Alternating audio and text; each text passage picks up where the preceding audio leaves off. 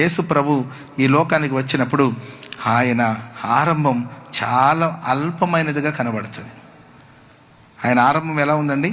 అల్పమైన ఆరంభం. ఇక్కడ కూడి వచ్చిన మీ జీవితాలు కూడా మీ ఆరంభం, మీ ప్రారంభం అల్పమైనదిగా. నేనెంత బాబు, నా బతికెంత, నా జీవితం ఎంత, నేను అల్పమైన వాడిని, నా కుటుంబం ఏ పాటిది, నేను స్వల్పమైన వాడిని, నేను అల్పమైన వాడిని అని నీవు అనుకుంటున్నావా? నీ ఆరంభం అల్పంగా ఉందంటే దాని అర్థం నీ ముగింపు మహిమగా ప్రభు మార్చబోతున్నాడు.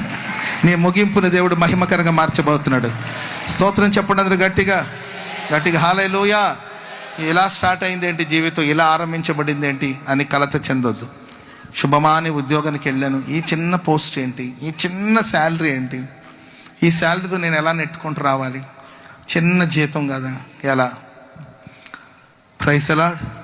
సేవకు పంపించారు, ఈ చిన్న సేవ, ఈ చిన్న గ్రామమా, దైవ సేవకులకి ఏ గ్రామం కనిపించలేదా, ఈ చిన్న గ్రామమేనా, ఇది ఒక సేవేనా, ఇది అల్పమైనదే అని భావించొద్దు. ఆరంభం అల్పమైన, ముగింపు మహిమకరంగా ప్రభు మార్చబోతున్నాడు. స్తోత్రం చెప్పండి గట్టిగా.